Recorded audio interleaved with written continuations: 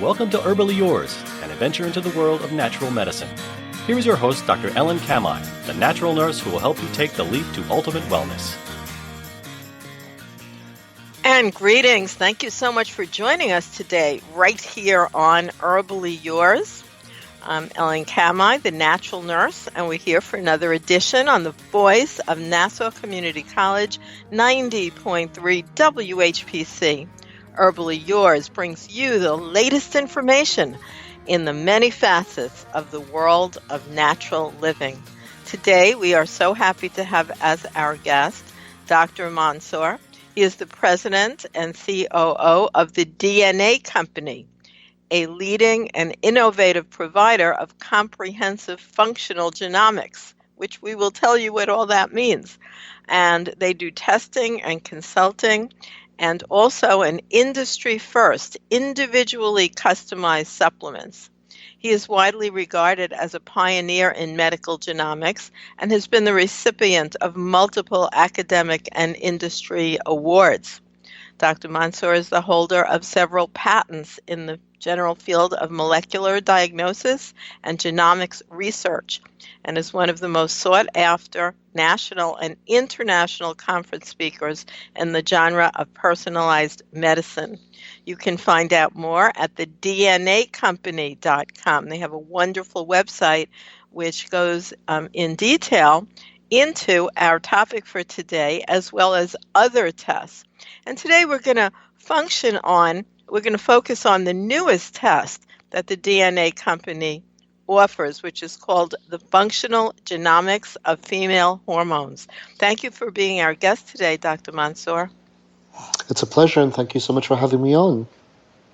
Now, I'll just let you know that perhaps you might know of Dr. Serafina Corsello. Dr. Corsello was one of the preeminent functional doctors, and in fact, along with Jeffrey Bland, she started ACAM. Yes. So I don't know if you know her, because she unfortunately passed away several years ago, but I was her head nurse for 23 years. So I'm very, very familiar with functional testing like you are now bringing forth to where it can be accessible to everyone. I think that's actually a wonderful concept. It is, and as you mentioned, certainly the work, I'm far more familiar with the work of Dr. Bland and others, just giants in the field. So this is truly an honor to be able to speak to you, Ellen. And as you've mentioned, these tests are now becoming a bit more, or I should say a lot more accessible. And we're constantly learning. Whenever I start lectures, I start with the first slide. It says humility, because it's clear that we continue to learn. There's a lot more to learn, but our goal is to bring the very best understanding. What are we doing? We're trying to understand the human body. If I had to summarize it in just that one sentence, that's what functional medicine is about. It's about trying to understand the human body at the individual level, and by chance, and with the hope of, with the goal, with the objective of then treating that individual as the individual, the N of one. And I also think functional medicine supports the concepts of naturopathic and natural medicine, because you can deeply dive in and actually find the cause instead of just slap on a pharmaceutical to just alleviate a symptom. It most certainly is. There is a time, there's a place, there's absolute benefit of an allopathic approach. Pharmaceutics absolutely has its place in the spectrum of human health and disease, but where does it have its place? In human disease, generally speaking. One of the true benefits of naturopathy and a natural approach, a nutritive natural approach, a holistic approach, is that a larger goal is trying to keep the human body healthy in the first place, number one. Number two, that even when the body is performing in a way that is less optimal than we would like, there are many, many steps we can take before that band-aided. Oftentimes, the pharmaceutic approach is a band-aided approach. Oftentimes, the pharmaceutic approach is addressing symptomologies as opposed to the underlying issue in the first place. I say often because obviously there are exceptions, and I want to make it clear that yes, there's a place and time for pharmaceutics, but way more than people might recognize. And I think this is the whole beauty of your show, is to educate the public that there are steps that we can take before that pharmaceuticized approach to stay healthy. And if we do get ill, there are options available. Well, you certainly have been involved in this field and certainly are a forerunner, since you were the director of genomics at Quest Diagnostics and Yes. the director of research and development at Spectral Genomics. So you are certainly a expert in this field. So perhaps you can explain to people what some of these terms, which you and I can talk about, and we know what we're talking about, but why don't we elucidate what DNA testing is? Indeed.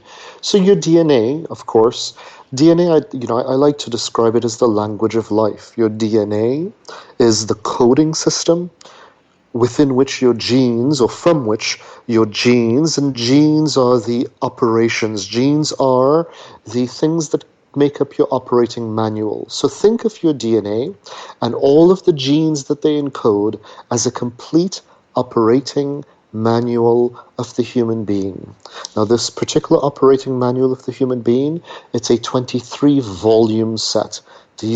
All of the genes, all of the instructions, each gene being, for keeping it simple but accurate per the analogy, each gene is like a paragraph, a distinct instruction, a complete instruction, a paragraph within this operating manual. And this particular operating manual, it's manuals, there are 23 volumes.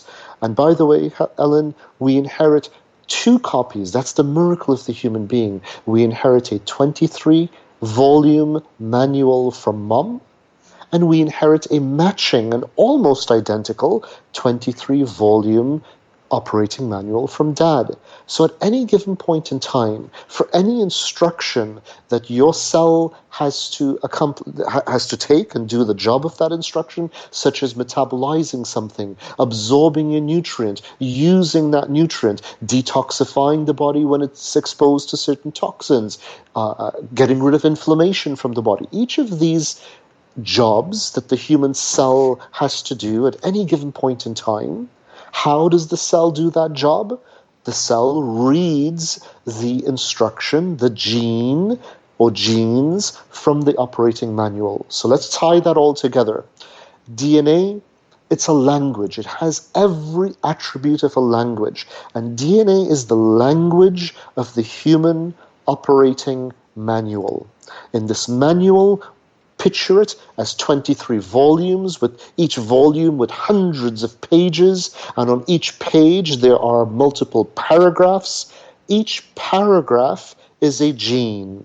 Each gene is a discrete instruction how to metabolize something, how to absorb something, how to detoxify something, how to make something. Each of these are the jobs that your cells are having to do. Now, genetic testing, it's about reading the operating manual, reading a particular paragraph or paragraphs, these genes. And what are we doing when we read the paragraph, quote unquote, when we sequence or when we query, we're reading that paragraph? What is the point of this?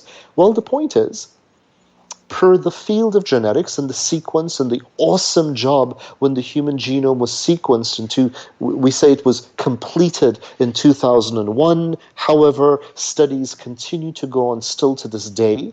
And just for your audience, there are about 22,000 paragraphs or genes in the human operating manual. So what do we do when we do genetic testing?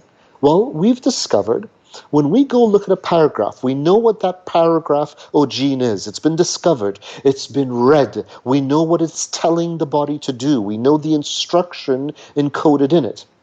When we read that paragraph in enough individuals, keeping in mind that for all intents and purposes, each individual is going to have 2 copies of that gene, 2 copies of that paragraph. So in other words, we can open volume 3, page 4, paragraph 5 from mom's volume 3. We can then go to dad's volume 3, open volume 3, page 4, paragraph 5, and there we have the same paragraph. It's the same instruction. But when we look closely, when we read that paragraph very, very closely, and we certainly do that between multiple individuals, hundreds, thousands, tens of thousands of human beings, what we discover, and this is the very feel and substance of genomics or genetics, is we discover that these paragraphs, these individual genes, there are certain variations within them. Maybe there's certain spelling changes within the paragraph, or the sentence structure within the paragraph is slightly different. Now, keeping in mind, the job that the paragraph is telling the body to do is the same, but it may be telling the body to do, in these different versions of it, it's telling the body to do that job in different efficiencies. So when we do genetic testing, what we're really doing is, we're going in, we know the paragraph, we know what's its job, we know what we're looking for. And what are we doing? We're looking to see which versions, any one human being, you, Ellen, versus myself, which version of that gene, that paragraph, did you versus me inherit? Is my version the suboptimal version of that paragraph? It's going to do the job that the paragraph was meant to do, the instruction was meant to do, the gene was meant to do, but it may do the job less efficiently than the version that you inherited from your beautiful, noble parents. And of course, depending on the gene with its job, and depending on the version of that gene that you've inherited, therefore the efficiency of that job that's going to get done, if that job is a really important job in your cell, or of course it's implicated in, it's affecting many different functions of your cell, if you've happened to inherit the less efficient version of that gene, which we can test for, which we can detect, there may be certain repercussions, there may be certain signs that your cell, a job that it's meant to do, but it's not doing the job as efficiently as we would otherwise like it, okay? And so that's the first core component of genetic testing. And in functional genomics, hence the topic of today's discussion, we are looking for these changes in genes, these variations that we all have, Ellen, by the way. We all, every audience member out there have genes that are going to do jobs that we all have to do, these jobs in our bodies, in our cells, but we might not be doing them as efficiently as would otherwise be desirable. So to know this, to know what version of a gene that you have affecting a particular job the cell has to do, is to do what? It's to take the steps, change one's dietary intake, make tweaks in one's nutraceutic intake or nutrient intake, make tweaks in one's lifestyle, be more aware of certain things. It empowers the individual when done intelligently, when done accurately, when done with the help of a healthcare provider. It empowers the individual to personalize their choices, because at the end of the day, that's the point and in conclusion of functional genomics. We are helping the individual understand their version of the human operating manual so they, as the individual, can make the best choices.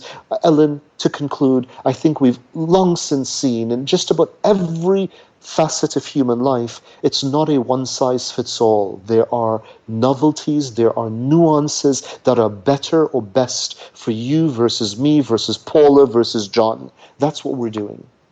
That's so true. So I want to reintroduce our guest here. This is Dr. Mansour. He is the president and COO of the DNA Company. And if you look at their website, which is just thednacompany.com, you will see that there's so much innovative testing available.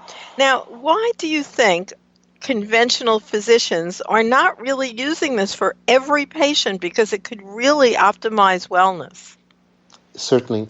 You know, there are some, that obviously opens up a door that there are certain practical limitations when we look at conventional physicians. Just the time that they have to be allotted to a patient makes it very difficult for them to do anything other than a symptomologic assessment and a very quick and, well-intentioned, mind you, address of that symptomologic presentation of the patient.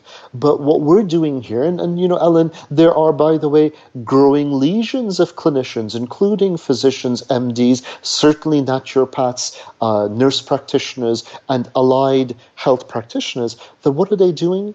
Because they recognize, if we were to simply only look at symptomologies and not look at the underlying conditions, they're making a difference. They're departing from the normal model, spending more time with their patients. So to answer your question, Ellen, the key reason here is we need to spend the time to get beyond just the superficial symptomology of the patient. The days where a patient would go to a doctor and probably that doctor was the doctor who had seen him or her, since you were a kid. And here's that doctor 20 years later, having band-aided your first bruise on your kneecap, is still the doctor taking care of you, writing your first, taking care of all of your health needs. Those days now have changed so that doctors are seeing patients with just a very short period of time, struggling to just deal with the immediacy of symptomology. That does not get to the heart of how the human body works. This is the primary reason that doctors are struggling to use these deeper insights. I think given the chance, many doctors would, but it's a practical limitation as to why they're not. Right, but it does give also, it depends. Functional doctors, as Indeed. you described, they are interested in how the body is working. And so if they're knowledgeable, they would want to go deeper and use the DNA company and the tests that you offer. So let's talk about the female hormone test, since that's the topic for today, and you have many other tests available. But why would a woman want to go more deeply and actually get this kind of panel done? Beautiful. Let me first make a very, very quick, two quick statistics that I think for the female audience and the male audience, it should be really eye-opening. Number one, by the age of 25 in North America, and this is a conservative estimate, by the age of 25, it is estimated that between 80 to 85% of young women by the age of 25 have either been on the pill, birth control pill, or are on birth control, or on some type of hormonal augmentation by the age of 25. Okay? 80% of females. This is one statistic that we need to bear in mind. The second, somewhat related but independent, 80% of medications that are recalled from the actual, these are pharmaceutics that were approved for use by all of the government agencies. 80% of medications that are recalled from the market, that are no longer available, are medications that were initially designed for women. Now, what is this telling us? It's telling us that the process by which we go through approving and studying the female body and approving medications, pharmaceutics, is abysmally suboptimal. And there is a huge gap between how we approach female health versus male health. And these are not things from the DNA, these aren't statements from the DNA company. These are established facts. So number one, we are certainly, when in the realm of pharmaceutics, we are not we are not designing our clinical trials, and we're not understanding the female human body as it was meant to be. We're treating it just as, as though the female body and the male body is the same when it comes to all of the cellular nuances, and that is not the case, number one. Number two, as a subset of female health, we assume that by augmenting the female hormones, that it can be done with little consequences. And both of these are extremely concerning to us. So at the DNA company, we have committed ourselves, one of the things we're doing is to change this tide, to educate the public as to what is the female hormone system? What is it? How does it work? Just forget genetics for a moment. Just how does the circadian hormone system within the female body work? To educate women that they should realize that there is huge individuality. You take 10 young women that are menstruating, much less menopausal, let's just say that they were menstruating, and they're all of the same age, and they all eat the same. They are college students living in the same dorm. And here are these young colored students living in the same dorm, these young women, they eat the same, they're sleeping in the same environment, they're working out in the same environment, and so on and so forth. Yet they all go on the pill, and the consequences or the implications to them being on this hormone replacement can be drastically different. Now, let me make it clear. This is not to deny or to somehow prevent birth control to young women, God forbid, no. This is not to say that the pill isn't hugely relevant and important, no. But this is to say that something as simple as the pill, when you introduce an external hormone into the human female body, you have to understand that there are individual genetic drivers that are going to strongly influence how that young woman responds to the hormones, the external hormones that you've put into the body. So to conclude and to wrap up, what we've done is we have studied the genetic instructions for what we said earlier, the instructions of how the female body responds to hormones, in this case external hormones and internal hormones. We have shown that there is remarkable individuality, there's uniqueness, there are multiple steps that the female body has to go through when it is exposed to these hormones, and each of those steps are controlled by individual genes, and each of those genes have individual variations that makes Jane's body respond to that hormone replacement, that pill, radically different from Michelle's body. And Jane and Michelle should understand what are their individual implications, risks, concerns by going on hormone replacement, which is not to say that it is not an option, but it is to say that they should be better educated, because the longitudinal health implications, if you do not know that your body is reacting negatively to that external hormone, the longitudinal health concerns can be, frankly, hugely deleterious and life-altering. That is the test that we've designed. That is what we're bringing to the community.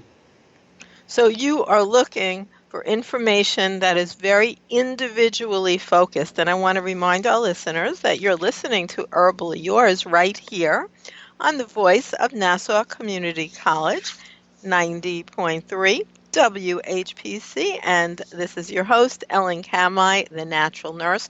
You can always join us both listening as well as on ground in classes and workshops that we give every single day, online and on ground, in your area, since we travel around the country, and you can find out more at naturalnurse.com under calendar.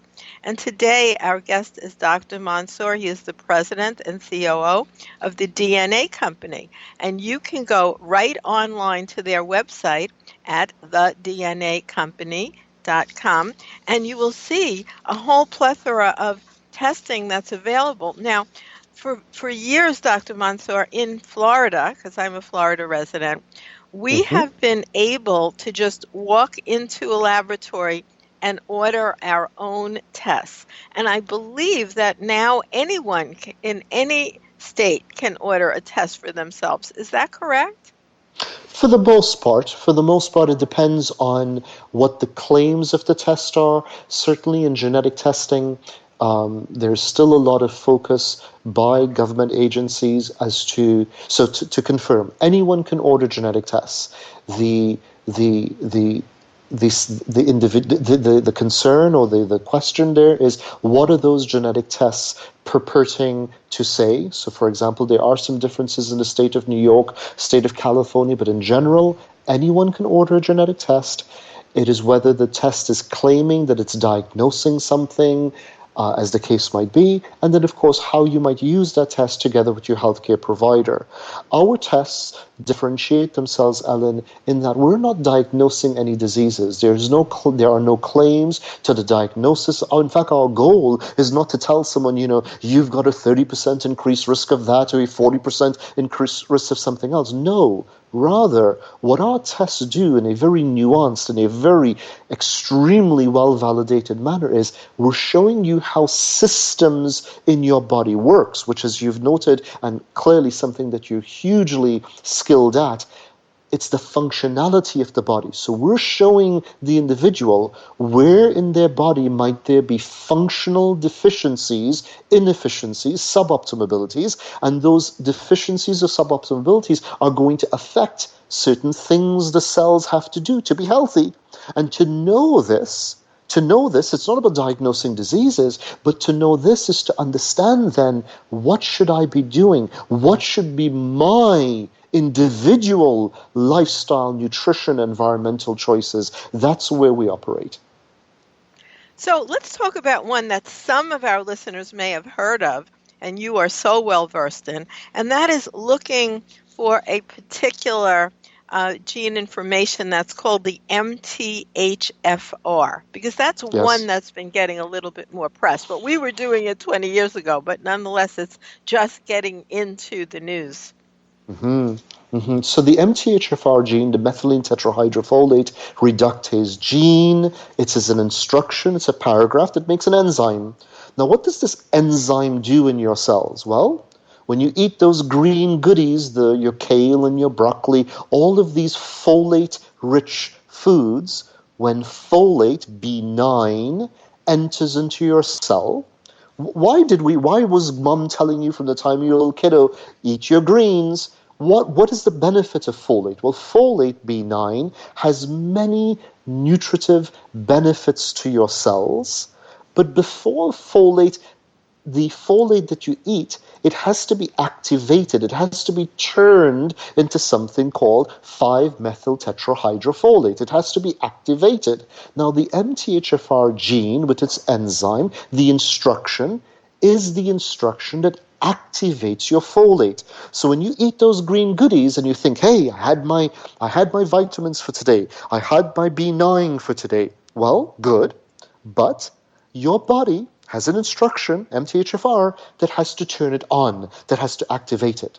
Now, that MTHFR gene, that instruction, for everything we've been discussing today, Ellen, it comes in different versions.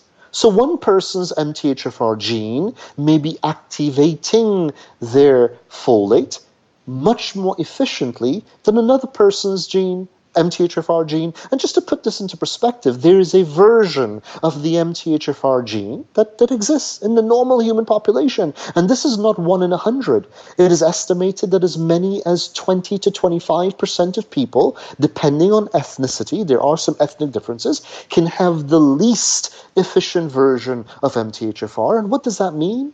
It means that you are activating your folate, that B9, you are activating it 60 to 70% less efficiently than a person that has the efficient version. So we're not talking about trivial changes, we're talking about huge changes. And that MTHFR gene... Go ahead, I'm sorry, Mansour, Ellen. I do need to just stop you because you have a tremendous amount of information, but we actually do need to end our show for today. And I want to thank you so much for sharing all that information, and tell our listeners to go to the DNA Company website, where you have wonderful explanations of how you can get these tests done for yourself and why you might want to know this information. And you can also discuss it with your doctor or healthcare provider. Absolutely. So that you get their support in determining the right path forward for you. So thank you so much for being our guest today, Dr. Mansour. It's been a pleasure. And thank you, listeners, for joining us once again at Herbally Yours, produced in the studios of 90.3 WHPC, Nassau Community College, Garden City, New York. For further information, email us at whpc@ncc.edu. This is your host, Ellen Kamai at naturalnurse.com, inviting you to join us next week for another edition of Herbally Yours. Until then, stay healthy.